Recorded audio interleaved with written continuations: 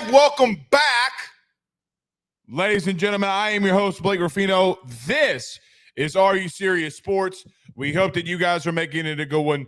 We know that we are as well. Huge show in store for you tonight. Former number 18. I guess once you wear number 18 at LSU, you're never technically a former. You're always in the club. But Brandon Taylor, Franklinton native, good friend of the show, good friend of mine, joins us at 7:30. Looking forward to having the former classmate of mine, teammate of mine, and friend of mine on the show here tonight. You already know what I'm going to ask him. What does he think's going on defensively?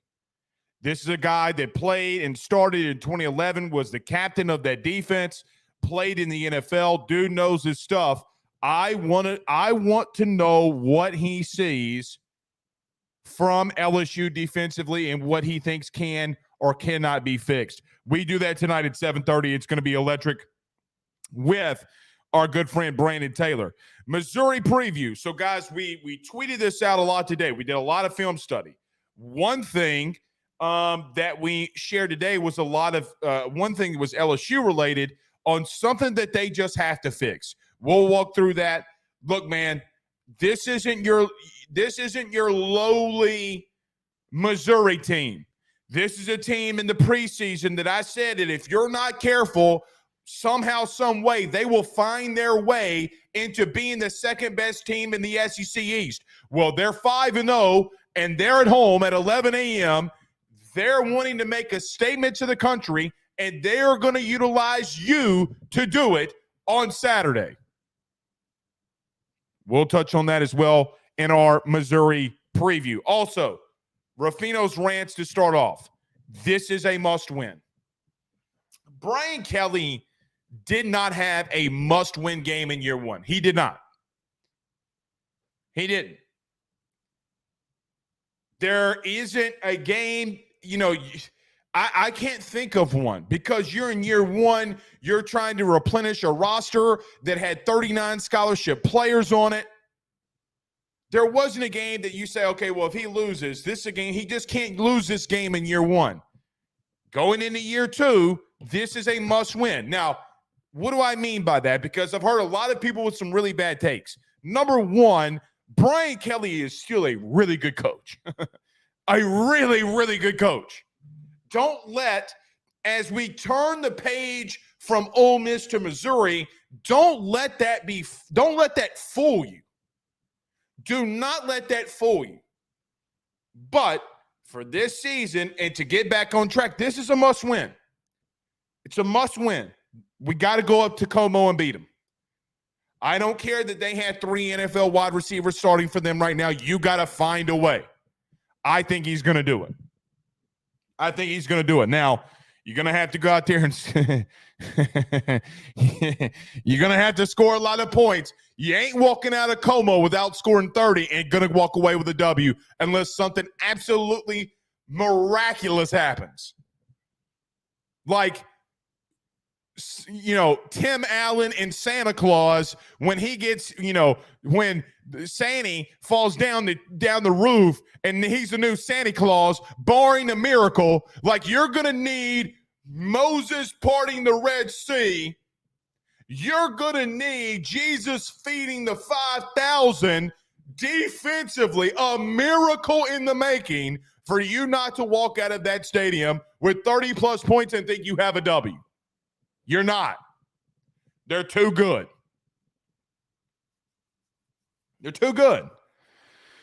We'll touch on that. We'll go around your SEC. Massive weekend for the SEC. Little separation Saturdays are brewing for you as well. You still have a chance, slim or not, regardless of what you want to say, you still have a chance to win the West. Whether you believe that you can or not, you still have that opportunity. Go seize it. We'll talk around your SEC big one. And I guess technically, I'm going to break my own rule. Texas and Oklahoma is playing this weekend.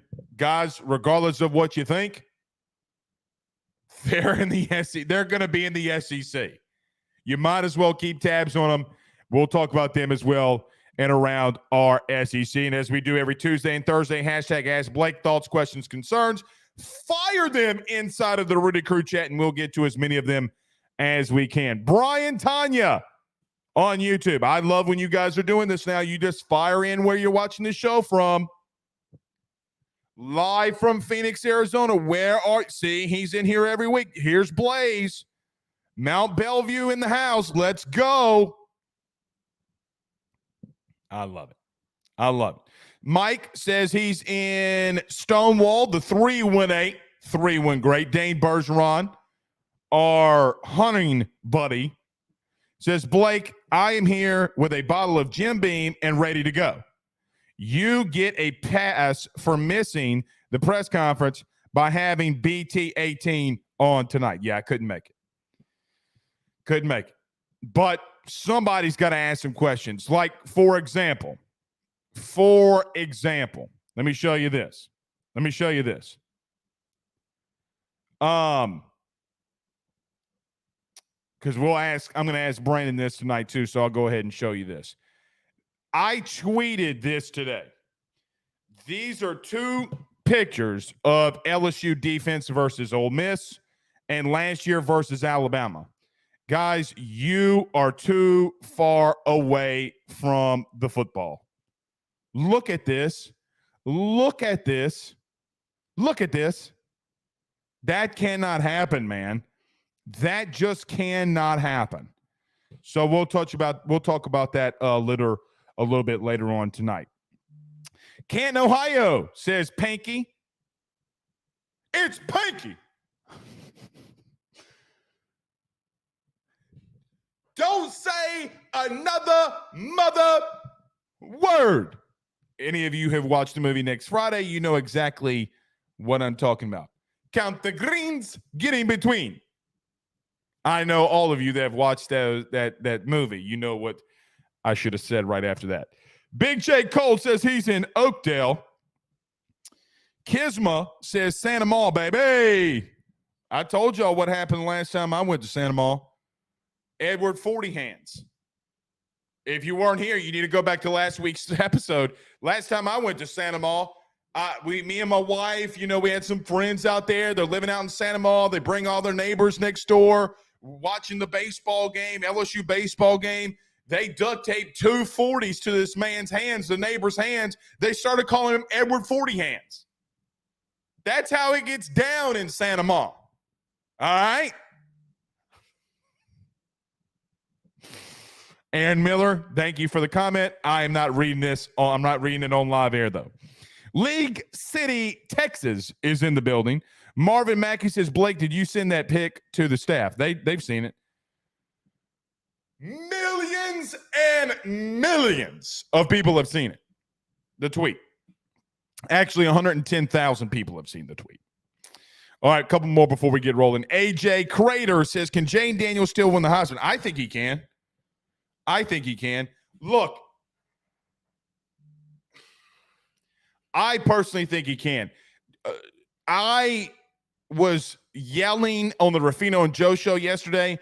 RG3, who, by the way, spoiler alert, RG3's calling the game again this week for LSU, Missouri. He won the Heisman when his team was 10-3. Now, he didn't have a lot of competition, I will add. But I still think that he can. He should be in the conversation. Guys, because it would be one thing if he was doing this like in a group of 5, like if he was all the way out in Hawaii doing this, or if he was at Rudy Poo Tech doing this. Yeah, I would say, okay, well, he's not in the Power 5. But he's in the SEC and at LSU doing it. And if people say that they don't consider him in the Heisman race, number one, they are idiots. And number two, they are idiots. Jealous, man. All right, let's get rolling. Everybody, you know what time it is. Do us a favor by hitting the like and share to all of those social media groups, share to all of those social media pages. If you're listening to us, watching us on YouTube, you know what time it is, baby. We went over 6K on the tube. Let's continue to let this thing roll. Do us a favor by hitting the like and share. Share to Facebook, Twitter, wherever you need to share. Don't forget to subscribe and hit the notification bell wherever you listen to podcasts. Rate, review, and subscribe. You guys on the audio podcast, man. 3 months ago, we had hit over 1 million, mainly due to Jay Johnson being an absolute dog because of what was going on with the national championship. Maybe that wasn't. Yeah, it was 3 months ago. September, August, July. Yeah, 3 months ago. Guys on the audio podcast, man, you continue to kill it for us. We are coming up those charts, man. We're coming up those charts. That's what she said. Coming up those charts. That's what she said. We're going to be in the top 100 of sports podcast by the end of the year. I feel it coming. That's what also she said. All right. Let's talk about our good friends over at Betonline, betonline.ag. Good friends over at my good buddy, our good friend, Tyler Alexander over at eXp Realty. Don't go anywhere. We're back. We got a lot to discuss. Breaking down Missouri, breaking down LSU. Brandon Taylor, number 418, joins us in 15 minutes. Stay with us. Betonline is the fastest and easiest way for you to wager on all of your favorite sports, contests, events with the first-to-market odds and lines. Find reviews for all the news for each league, including Major League Baseball, NFL, NBA, NHL, combat sports, college sports, esports, and even golf. BetOnline continues to be the top online resource for all of your sports information for live in-game betting, props, and futures. Head on over to BetOnline today and use your mobile device to join and make your first sports bet. Use our promo code BELIEVE50, that's BELIEVE50, BLEAV 50, to receive your 50% off welcome bonus on your first deposit. That's betonline.ag, betonline.ag. He will sell your house and find you a new. Well, Tyler's the man, he's here for you. If you want to buy or sell, well, it's not too late. Dial 955-0008. Just call 955-0008. Y'all call Tyler, he'll shoot you straight. We're back.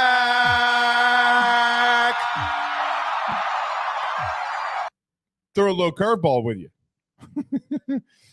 Let's get this thing rolling, man. Kisma, yes, we can get my man Josh paid. See, the problem is Josh does his show at 7, sometimes 2. So when we discuss, we have scheduling conflicts. It won't be this week. I will get paid on the Pate State, our good friend of the show, back on here so we can talk some LSU. Let's talk a little Missouri. Now, let me say this before we start breaking down Mizzou, okay? Eli Drinkwitz did have a lot of great things to say about LSU. Look, I've said this on other platforms. I'll say it here. I know that the drink man, Eli Drinkwitz, gets a lot of shit. People say that he looks like a chemistry teacher because he wears glasses. Well, I'm just going to tell you that chemistry teacher can also coach offense. And if you're not careful, you will walk out of Como with another L. I promise you that if you're not careful. But here's the truth. Here's the truth. This is the first game for Brian Kelly, to me, that is a must-win. Brian Kelly, all of year one, now he couldn't go 0-12, right? Like, there's games he's got to win. But last year, Brian Kelly had an open slate. The staff had an open slate because you are replenishing something that Orgeron obviously ran into the ground. You had 39 scholarship players when Brian Kelly was here, and he got offered, and he took the job to come down to Baton Rouge. Whatever would have happened because that's really difficult for you to be able to rebuild from.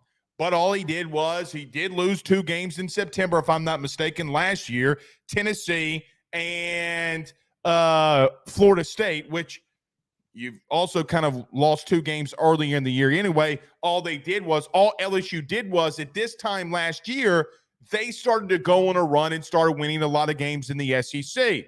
Now, year 2 brings a lot of different things. Now, I've heard different people say and question Brian Kelly if he should be here. If you are questioning that, number one, I'm not going to say an idiot. You're upset. You're mad. I get that. It's like when your ex-girlfriend gets a new boyfriend. You're mad at the entire situation. This is a must win, but not in any kind of way that you're probably thinking. You need to continue to establish the success that you built off last year. It's a big game. You just had a monumental loss against a team you probably had no business losing to, and defensively was the reason. I continue to hear people saying that Jaden Daniels' fumble in the beginning of the first quarter was a big turning point. It was a reason you lost. What are you talking about when you have that take? Or the last play there at the end when they rolled them out? Guys, you scored 49 points. But here's the thing. You know, I've been thinking about this a whole hell of a lot. You know where I'm not worried. Like, I got mad, yes, like a lot of you, that LSU lost on Saturday. Worried about the situation? No. Not worried, because I do still believe that you have a coach that can remedy these things. I would be worried if Brian Kelly was a defensive primary only coach and that side of the ball would be struggling. But he's an offensive guy. He's a quarterback guy. He loves molding quarterbacks. And you know what? From year 1 to year 2 so far, Jaden Daniels looks pretty freaking good. Garrett Nussmeier came from, in a season ago last year, from throwing a pick six, 2 interceptions against Southern. By the end of the year, throwing for 300 yards in the second half versus Georgia, who was the national champion. I've called and asked on this show for Brian Kelly to be more hands-on, and I think that he will be defensively. But the must-win comes to continue to rally that fan base. Continue to build off of the success that you had a year ago. You cannot be 3-3 in year 2. You can't be 3-3 going in halfway through the year. Because I know that you do not want to hear this right now. And I understand that you do not want to hear this right now. You still have a lot that you can play for. You can still win your division. Now, in the beginning of the year, they'd have to go on a pretty historic run here defensively. In the beginning of the year, what did we say? Do I think that this team's ceiling would be to win the SEC and get to the playoff? Yes, I did say that. Winning a national title, I did not know that. But we said 9-3, 10-2. That was our prediction. Well, you've lost 2 games. Now you need to find a way to get back on that historic run. I don't know what that is. I can give my thoughts. I can give my opinions. You come in here to hear my thoughts and opinions. I think you got to slow the game down just a little bit to give your defense a little bit of a breath. But here's a problem, and why I do believe that Brian Kelly is going to fix this and start getting back to some of the things that you thought this team could be. Now, I'm going to show Brandon Taylor this later when he joins us. But I think this is a picture of last week of LSU's defensive line, okay? Look how far, and if you're listening on the podcast, I'm sorry, just go to my Twitter, at Blake J. Ruffino. Look at how far off the ball they are. Look at how far off the ball they are. That's last week versus Alabama. Well, this was last week versus Ole Miss. This was last year versus Alabama. I do think that Brian Kelly is going to find a way and tell Matt House, and this is why you bring in a Pete Jenkins, how do we fix these things? When you run specific odd fronts and multiple looks, you have to have linebackers that can go off. That's just the truth. Well, right now you have one, and everybody is poo-pooing Omar Speights. Guys, he's probably going to continue to battle with that hip flexor all year. He's going out there battling her because he wants to play and win and obviously improve his draft stock. He wants to win. He talked about going in the portal. The team that he wants to go to the most is the team that can win a national championship. That guy came here and balled in and wanted to be here. I commend him for continuing to try to do that. But you do not have the guys at linebacker right now that you can allow to what I would call catching blocks. We will explain that later.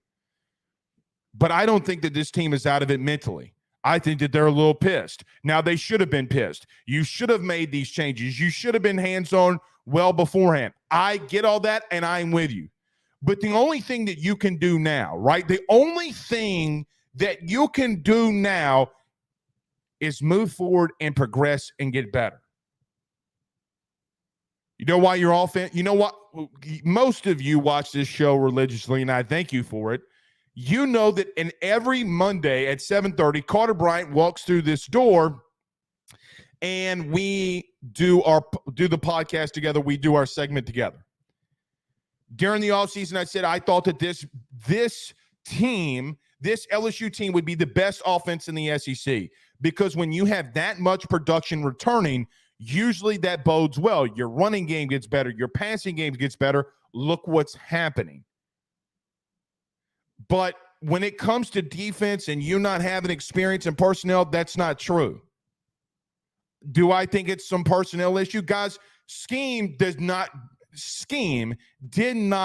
miss 34 tackles last week versus Ole Miss. It didn't. It 1,000% didn't. You gotta go wholesale. You gotta give Missouri things that they have not seen you do all year and throw them off guard. Because here's why. If you want to talk about Missouri and break down Missouri, let's do that. Guys, I tweeted this a lot today, and some of this will be a little regurgitated if you saw the tweets, but we'll go into more detail here.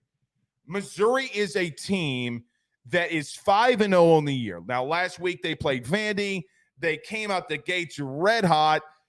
They kind of got lackadaisical there at the end of the game. Vandy started storming back a little bit. Missouri's like, all right. Let's put this away. And they did. Offensively, they're a really good team. Now, you can say, Blake, well, they have not blown anyone out. No, they have not. Missouri has not this season blown anybody out. But here's what I know. They have a receiving core with guys starting like Luther Burden and Weiss and those dudes that if you're playing the same coverages that you were a week ago, when we'll talk to Brandon about this in a minute, you're going to get beat. They have an electric running game. Their offensive line, they're going to run one play offensively in the run game. They might run a counter here or there. They are going to run zone blocking schemes, and they're going to say, na boo boo, bitch, can you stop it? Can you stop it? That will be their running game all night long. But if you continue to beat your head into a brick wall with guys like Luther Burden and continuing to show the same type of looks defensively, they will beat you.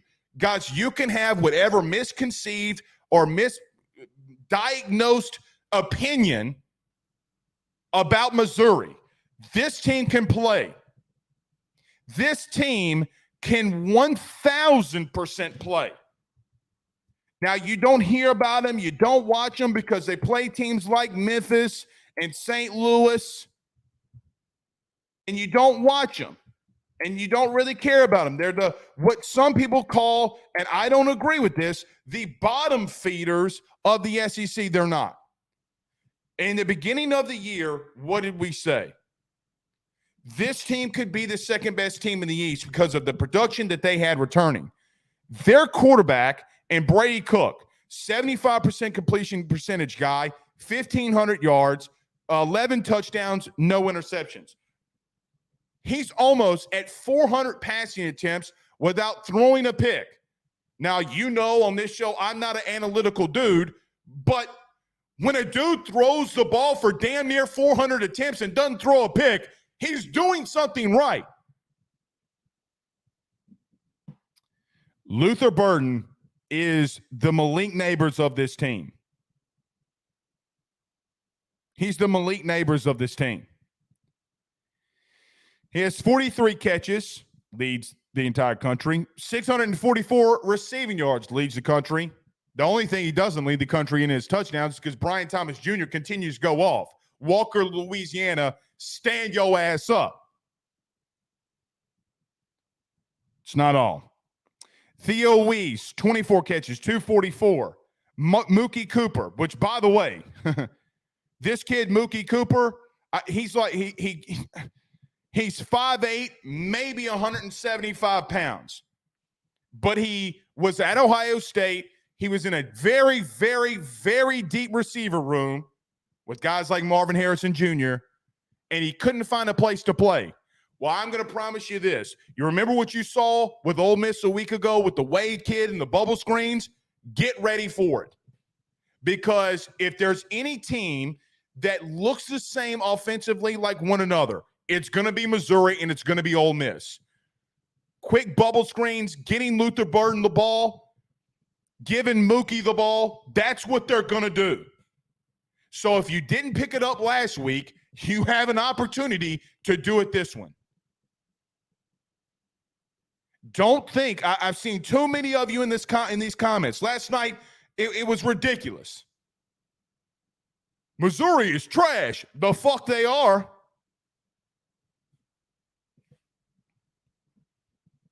That's the kind of shit that gets you beat. Saying the same shit last week against Ole Miss, and 700 yards later, then what? It's one thing Missouri doesn't have. They don't have your dudes on offense. They are great. They are really good. Jaden Daniels isn't walking through that door for Missouri. He in.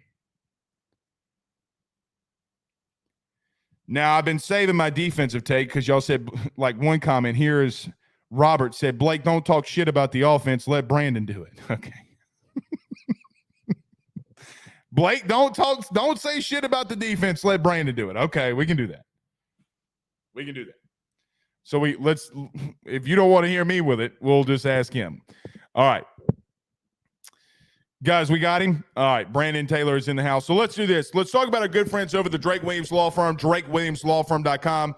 Our good friend Carol Foss over at State Farm, former number 18. The man is in the house. Let's talk to him next. Brandon Taylor's with us. By the Drake Williams Law Firm, drakewilliamslawfirm.com. Whether you've been injured in an accident, you're preparing for a future with your estate planning, you're getting ready to close in on a real estate deal, or you're about to welcome a new addition through adoption into your family, or you're facing criminal charges, you need very experienced attorneys, and that is what the Drake Williams Law Firm will be able to do for you in navigating the legal system. The door to their cozy office in historic downtown Ponchatoula has been open since 1981. They have helped thousands and thousands of Louisiana families and individuals win cases, close on real estate deals, and regain that peace of mind.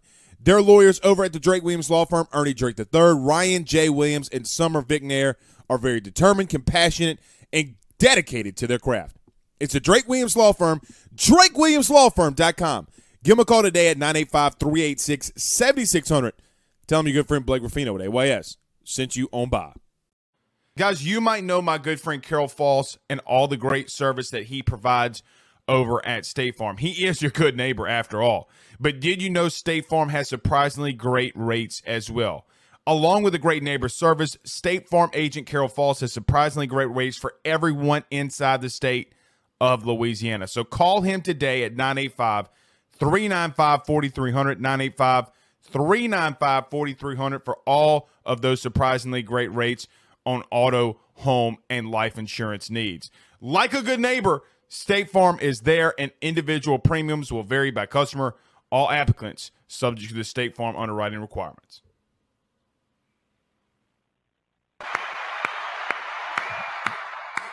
I just got one question for you, Brandon. You ready? What's going on, man? What you got? Your dad used to coach us in Little League football. Uh-huh.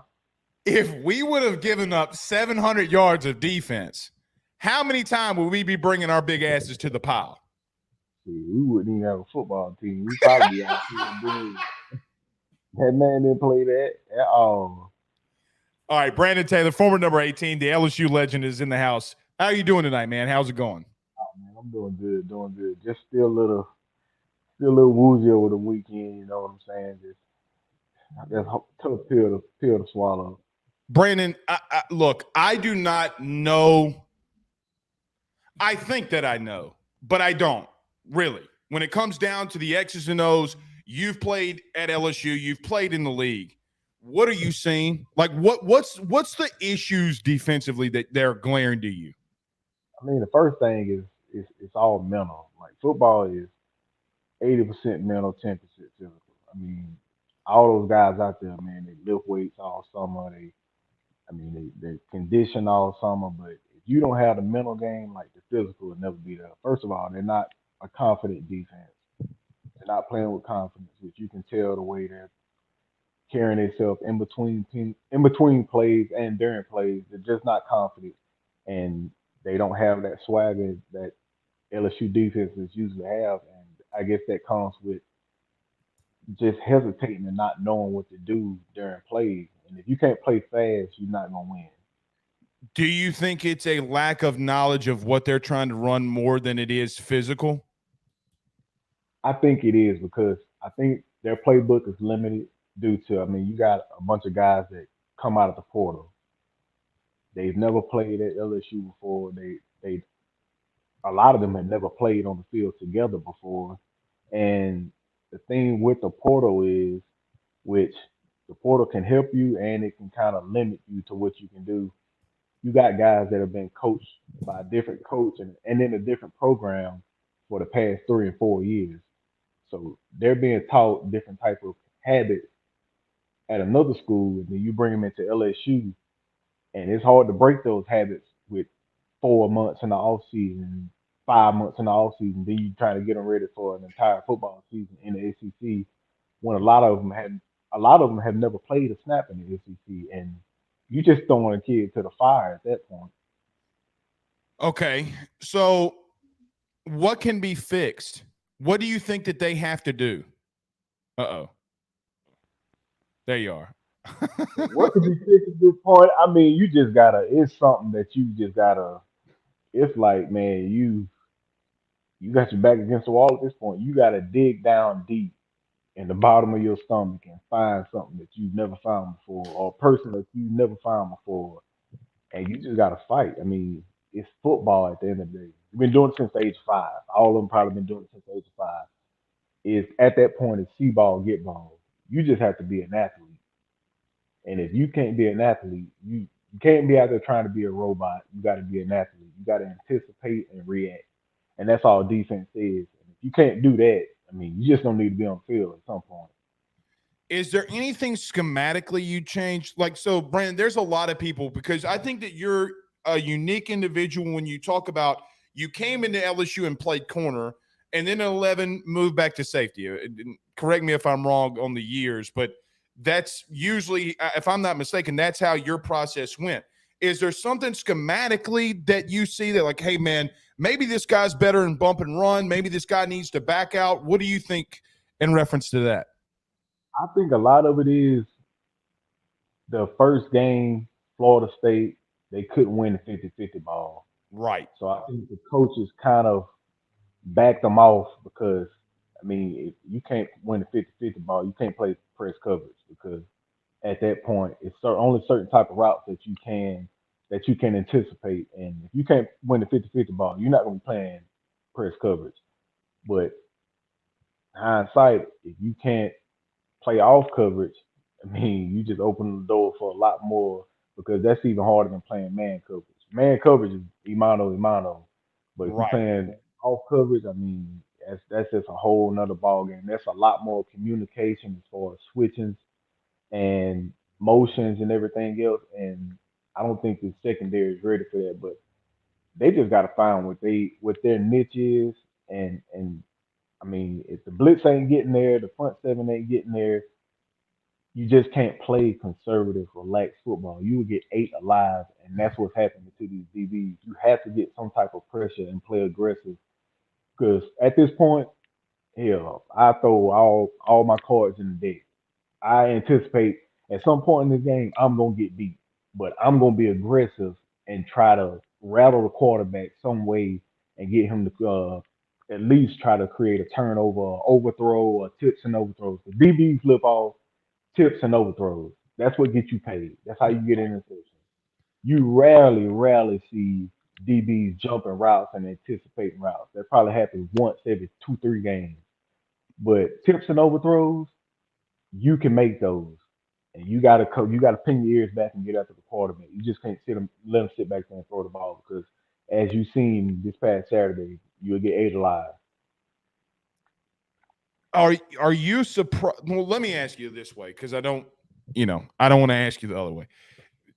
The last time, Brandon, we had you on here, I asked you about 2011 West Virginia, and you said it was like, look, we came to the sideline and said, excuse my language, but that shit's over with. Like it stops now. Do you think that there's just not a leader or somebody in there saying stuff like that? Do you think that could be a massive problem too? It probably is, but I mean, when the confidence is gone out of the room, I mean, I'm gonna tell you right now, everybody, the fan base, we like to live in the past a little bit. We're getting kind of Dallas Cowboys. We live off of what other teams did in the past. Like, we gotta humble ourselves and realize, like, you enjoy the moments while you have them because you can't live in the past. You will not see another 2019 team. You just won't. You will not see another 2011 defense. You just won't. The secondary we had, we were the most cocky, arrogant motherfuckers walking this goddamn earth. I swear to God, like, we could not be stopped, and that's how we carried ourselves. We Yes, we got in bar fights outside of school, but we won those too. We didn't lose those either, and we won off the field. We won on the field. That's just how we carried ourselves, and you can't do that nowadays due to the errors and stuff. Which, granted, we wasn't getting paid like the type of money they're getting paid, so we were starving. We were hungry. Nobody in our secondary had a vehicle on campus. We walked everywhere, so Right. we were pissed off. We was angry. We was always aggressive, and we led the team the way we wanted to be led. And those guys in the secondary, they have to just, man, you got, as a defensive back, it's always your fault. You got to have the biggest shoulders on the team because it don't matter if a run break loose and the D lineman get washed, the linebacker get washed, and it's just you 1-on-one with the running back.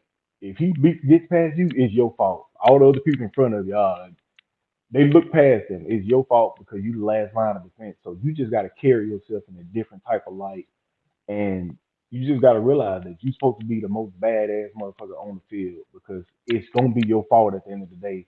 So just live up to it, and that's why DBs get paid a lot of money, man. It take a different breed to play that position. I agree. I don't know if you can see this very well, Brandon. This is the front seven, okay, from LSU a year ago against Bama. And this is Hmm. them last week versus Ole Miss. Now, listen, I come at it from a completely different perspective, Brandon, because I see a defensive lineman that far off the ball. I want to go vertical. My job as an O lineman is to get vertical, second level, especially in the interior. Hmm. With the lack of pass rush, is there anything up front that you would like to see differently, or think that there's an issue there with? Almost definitely, man. You could just tell by body language how a defensive lineman is supposed to come off the ball. Like you supposed to damn near give an offensive lineman a heart attack when you shoot your hands inside his chest. At that point, it's up to you or God what happens to him at that point. You can control him with whatever you want to do. A rip move, a pull through, or just a straight up bull rush. If I'm a D lineman, I'm hitting you dead in your damn chest, my helmet in your chin, and I'm driving you back to the quarterback, your No first doubt. play, to let you know that I'm your daddy tonight. Like, your parents may be in the stands, but I own your ass on this football field. and they just got to come out there and be aggressive and realize that my secondary needs me.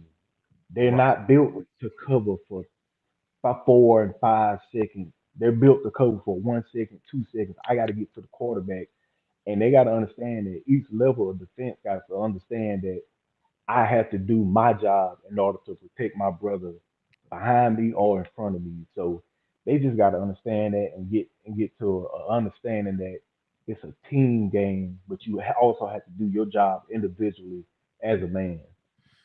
Last thing for you defensively, because I do want to ask you what you're seeing about Jaden in this offense. What do you think happens this week? What do you anticipate from this team this week? Whoever has the ball last gonna win the game. I agree. It's the I, same thing as last week, and the same thing against Arkansas. And I'm not gonna make no predictions or I no got you. LSU football team. You just gonna have to fucking show me because at this point I'm done with predictions. I'm done with how good we should be and how good this player should be starting. Is no the fuck he not. No he shouldn't. If he ain't starting on Saturdays, obviously he fucking suck ass and during practice. Like stop saying that, man, we got all these. I be listening to people, we got all these young freshmen that need to be playing. No, the fuck they don't. They fucking suck because they not on the field. And what's on the field ain't getting the job done. So obviously they not up to par. They need to learn, get out there and realize and stop living in this era of listening to people. That's their problem. They listen to outside people who patting them on the ass. Oh, you this good, you get no the fuck you not. Get out there and work, bust your ass, Right. and stop listening to outside noises telling you how good you are, and realize that you getting your ass bust every Saturday, and film don't get deleted. It never gets deleted. If Right. I want to go watch a game from me, your mom has our tapes from when we was in Little League. I can call Miss Cookie Rufino right now, like Miss Cookie Rufino. Can I have the games from when we was 8 years old? She have them. Film never gets deleted. The eye in the sky don't lie. So what you putting out there is gonna be out there for life. Even when you have kids, you can be in the barber shop with your son. Yeah, son, I was just good. No, the fuck you wouldn't. Turn the tape on. This you, daddy. Yeah, that's what I'm saying, bro. What you put out there is stuck with you. Your name is your brand, and this NIL is the players' likeliness.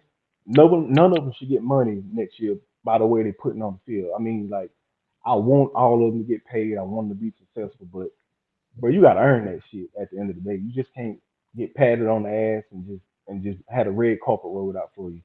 Earn that shit because it's people before you and it's kids after you that's watching you and they want you to succeed. I want them to succeed so bad, bro, that it fucking hurts. Yeah, and you're different and unique in the sense of that your brother Curtis obviously is getting recruited. You had saw that process from someone from the outside looking in. That's like, man, I want to be like him. Hmm. He changed. So I mean, come on, nobody was going to LSU. I mean, nobody was going to LSU at Franklinton before he went, and then everybody wanted to be like that. I agree. Like, man, you look up to so many different people. I agree. Offensively, Jaden Daniels is going off, B. Man, I'm so happy for the kid, dude, because it's like last year was like, oh man, come on, man. Just like everybody was like flinching, like, get the ball out. Like you on your last drop, like get the ball out on time, such and such. And it's slowly like he's continuously getting better. And that's what I want the guys on the defensive side of the ball right now to see that Jaden Daniels what he was at where he was last year is not where he is now. He worked his Right. ass off. He took the criticism. He took the backlashes from everybody because we was all throwing it at him, and he got better. And look at him now, man. This dude is probably a first round, second round draft pick in the draft, and he's a Heisman contender. And we damn near crucified him last year. Right. And look at him now this year, man.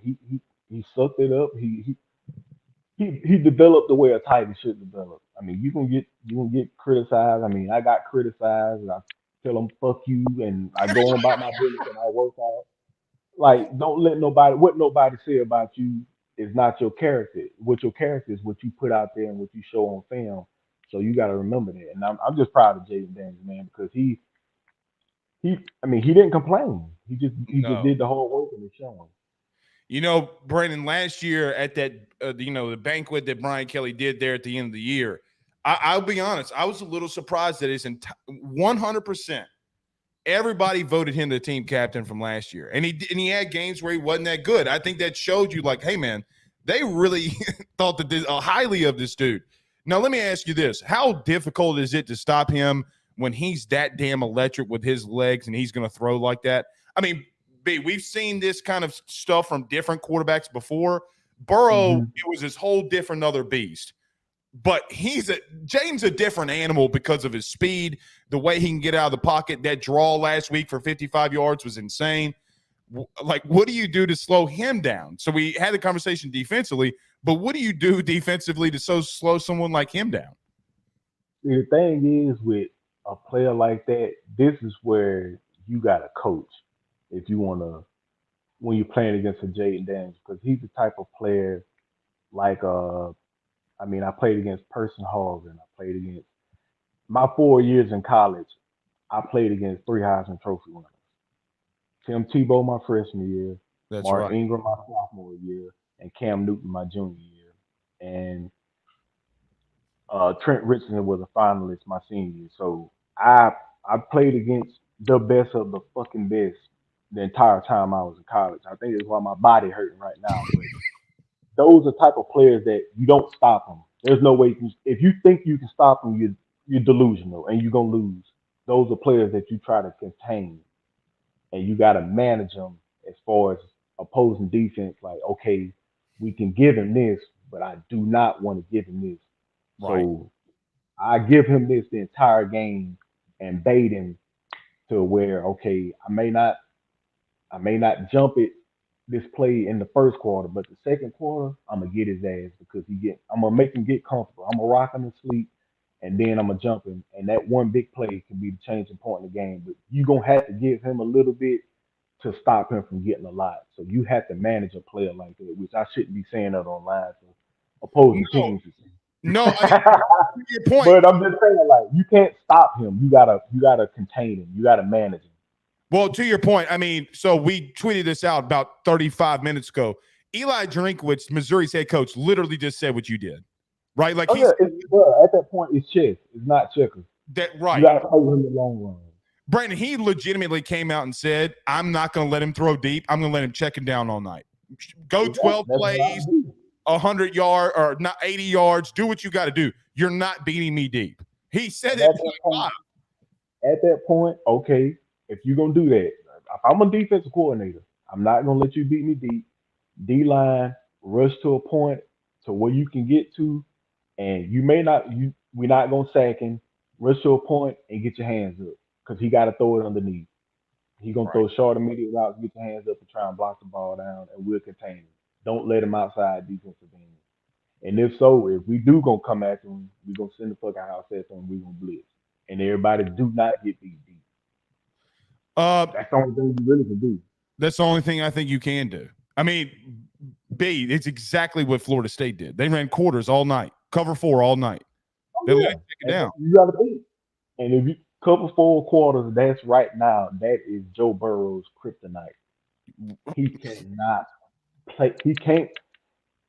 For the love of God, he cannot play against cover 4. And that's what the 2011 defense was.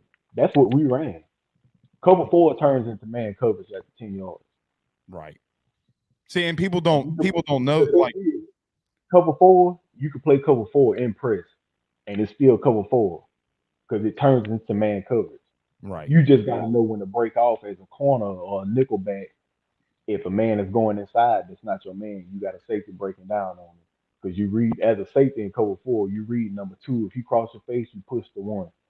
It's all the same thing, bro. You just disguising it different ways. And that's what our secondary is not doing. And that's why they keep getting beat deep or getting beat, period. Because if you can't run press coverage, you can't disguise anything. They're not disguising anything. Our defense in 2011 and Alabama's defense in 2011, we were probably two best defenses to ever step on the college football field, other than the Miamis in 2001 with Sean Taylor and Ohio State. Because we disguised, you didn't know what we was in, and by the time you figured it out, you had somebody in your face knocking you in the fucking dirt. You know what else too? Now, Tyron said this about you. I don't know if you saw this. This was when he was at LSU. What was it, during the summer, I think, and the whole thing with Brian Kelly. And he said, look, there were times I didn't know what I was running that Brandon would tell me. You know, like Yeah. where is that dude? You know, like where's the you? The thing is, bro, everybody, the reason we were so good, everybody had their role, and everybody had their strong points and what they were good at. I was the playbook on the field, and I was the communicator. I was the voice, and I was the fucking energy.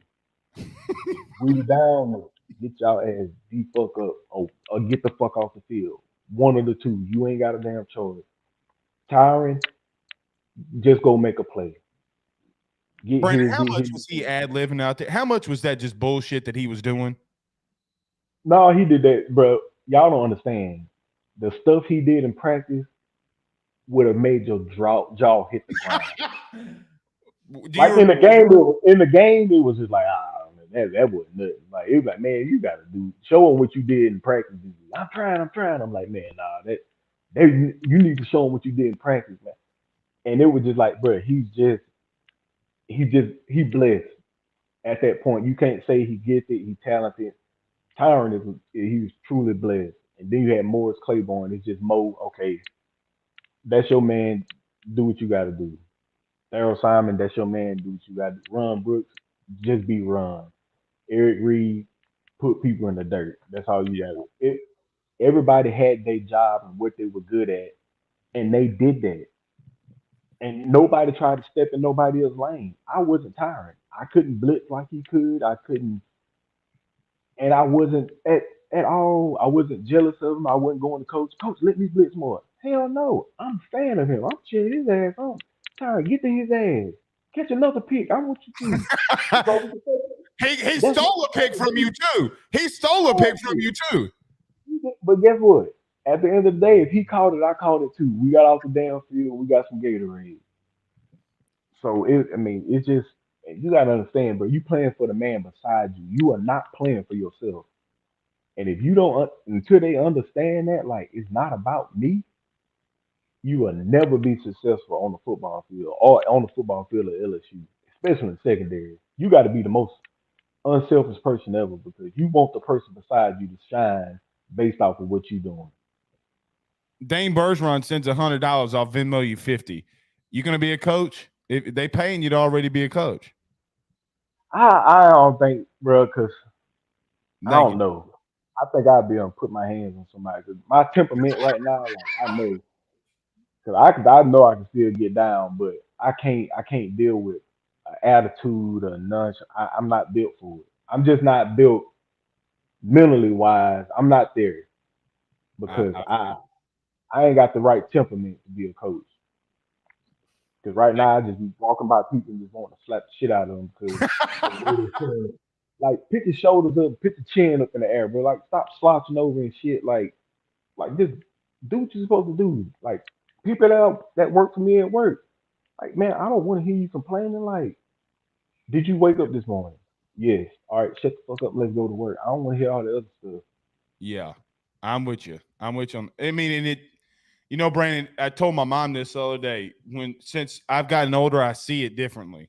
You know, completely differently. Having kids, you know, Oh old. yeah, especially when that happened, man. It's just because you wake up, you like, oh, I got to get it. Like, shut up, let's go, let's get it. Correct. It's time to go. Like, no complaining because at the end of the day, somebody got it 100 times worse than me. No doubt. No doubt. Hey, last thing before I get you out of here. We were just talking about Tyron. How do you let Harold Perkins lose?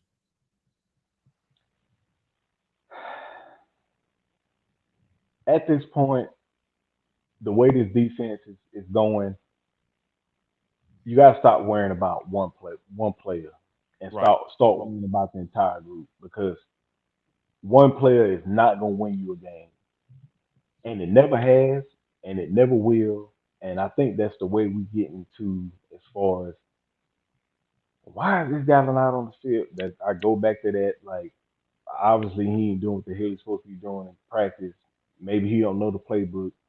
And at the end of the day, if I'm putting somebody out there that don't know the playbook just because somebody else think he good, I'm desperate as hell, and we done lost already at that point. So no, he need to fucking learn and get out there on the field. But as far as Harold Perkins, he just need to have fun, dude.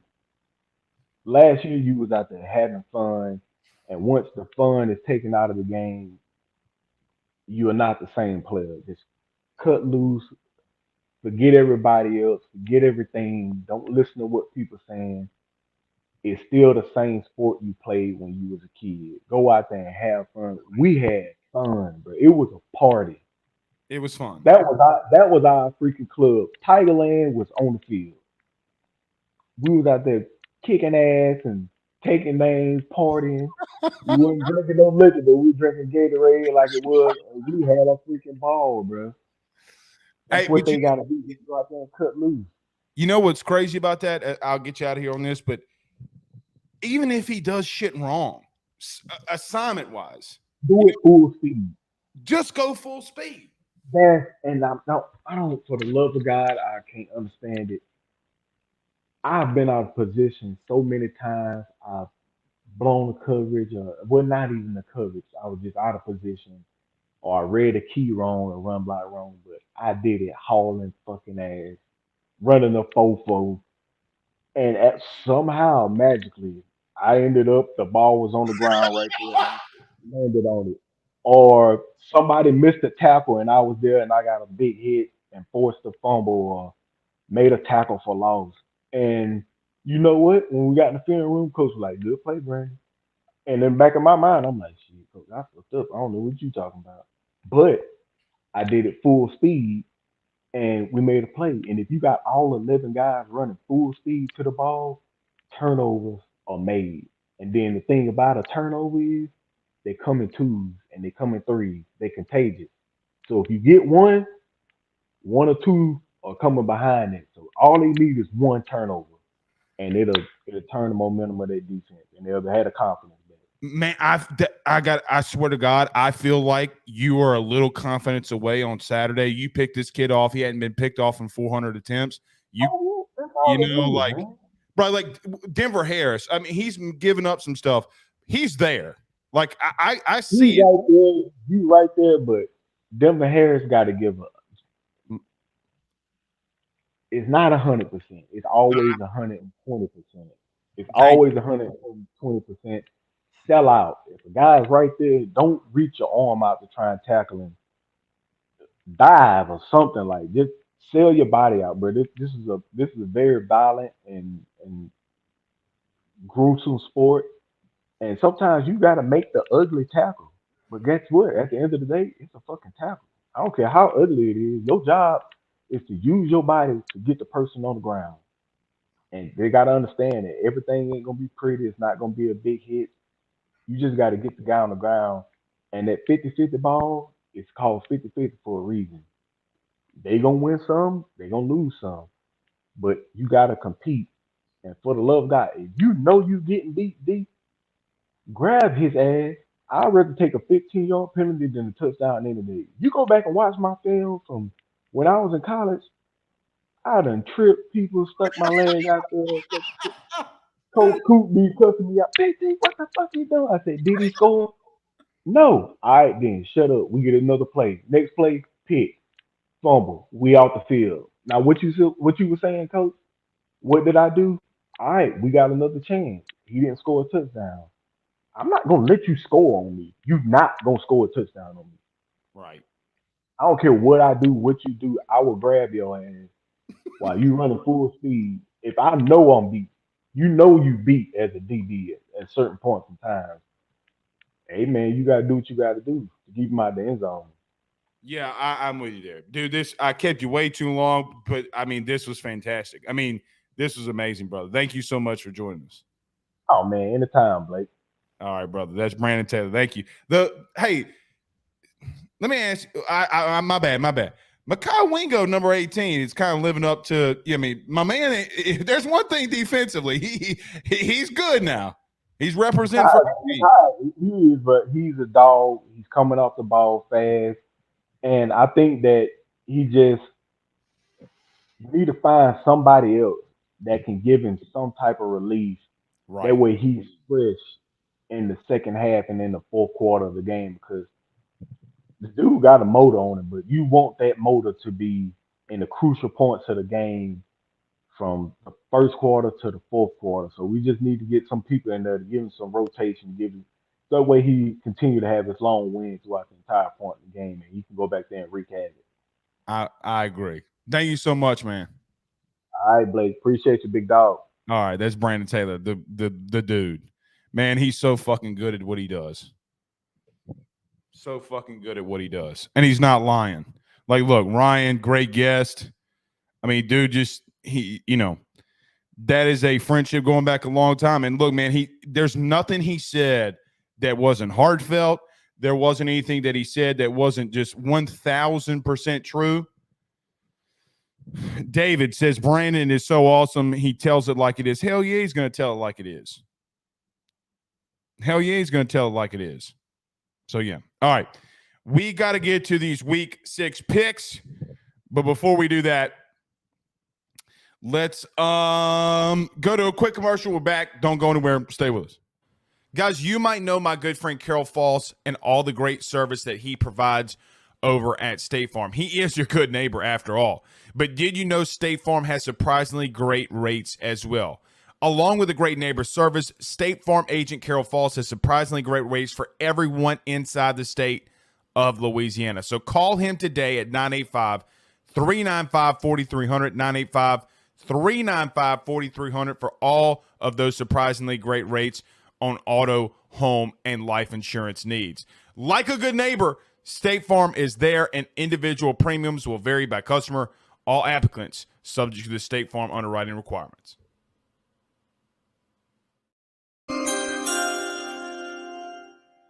All right, really quickly.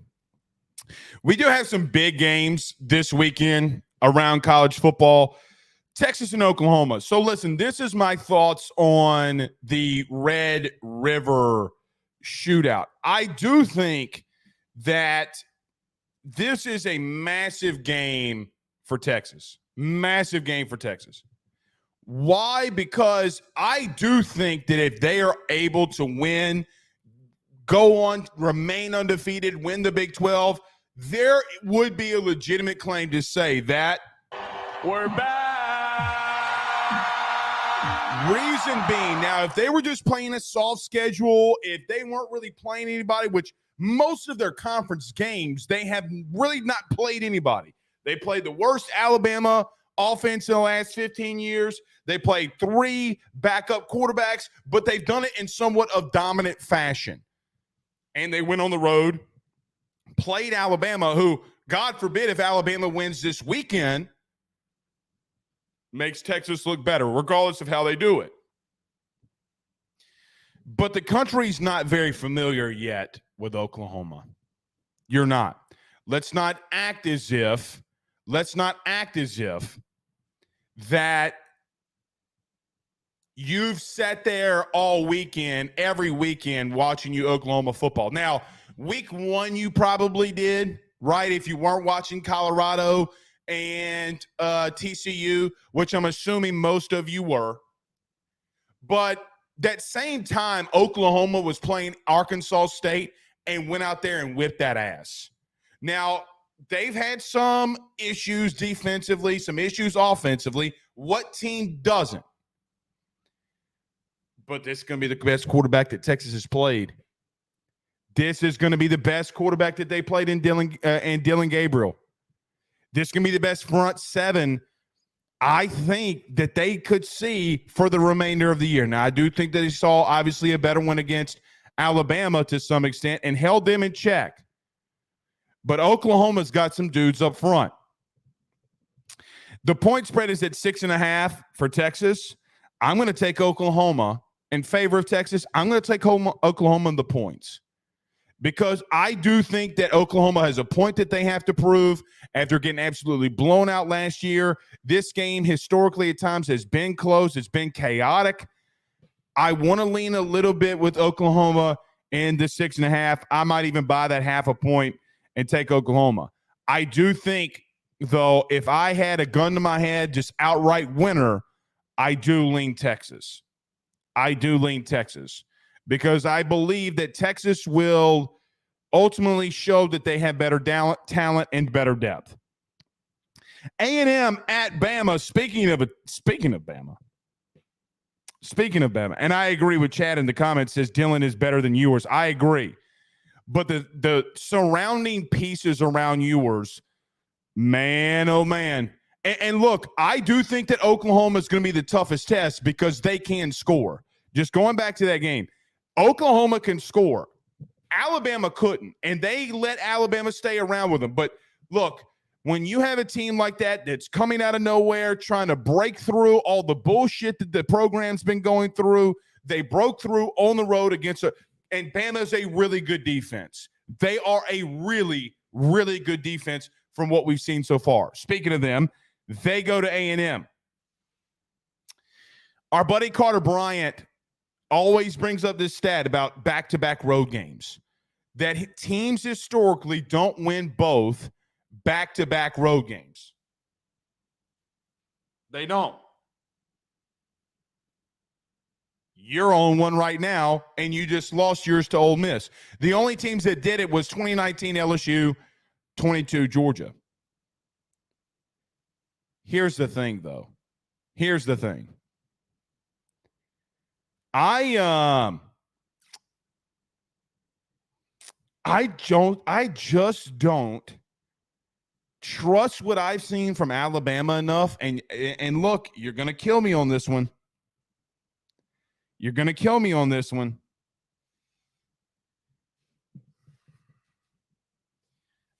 I might lean Aggies. Let me tell you why. That Alabama offensive line is not great right now. They're not good at all. They're not good at all. A&M is a lot of things. Offensively, they've done things different because Jimbo has relinquished play calling.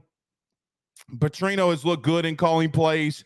Look at what Max Johnson has been doing. And maybe, they took a lot of flack against Auburn, but Auburn just in back-and-back weeks played A&M and Georgia and kept that within a one-score game.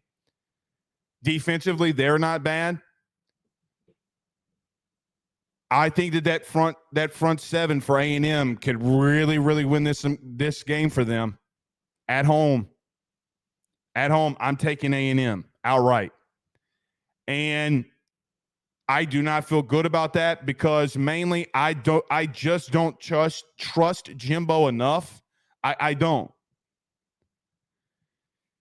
But if we're going player on player, and look, even that Miami loss for A&M, they only gave up 77 rushing yards, dude.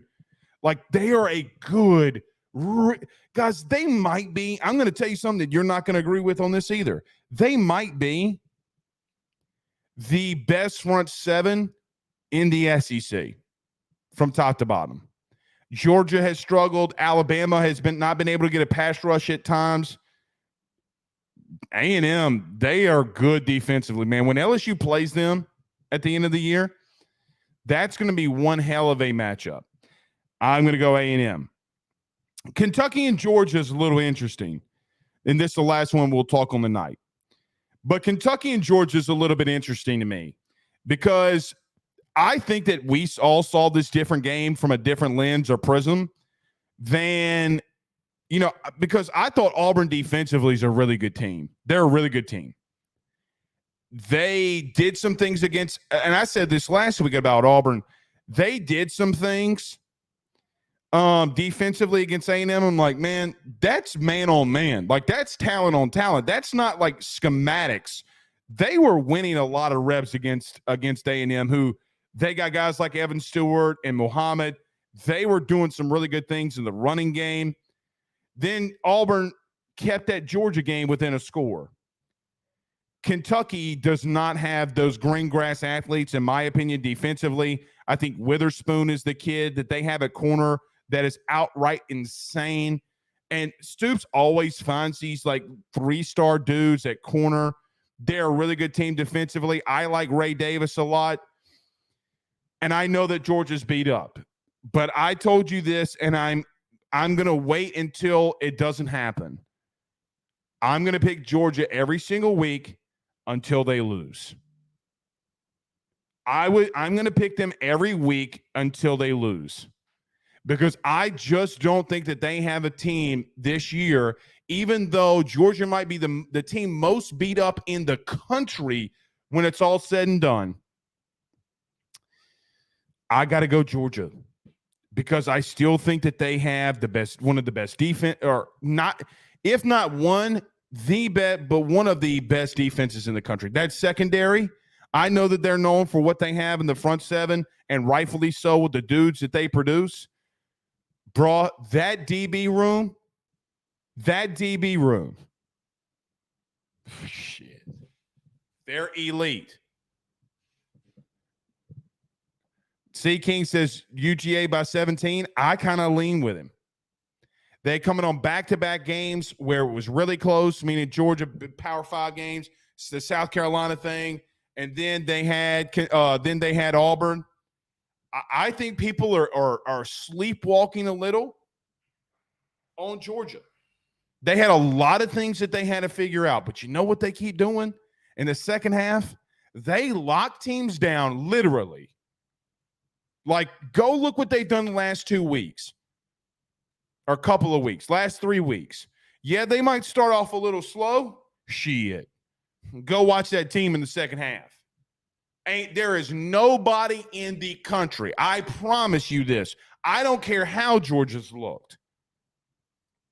I do not care.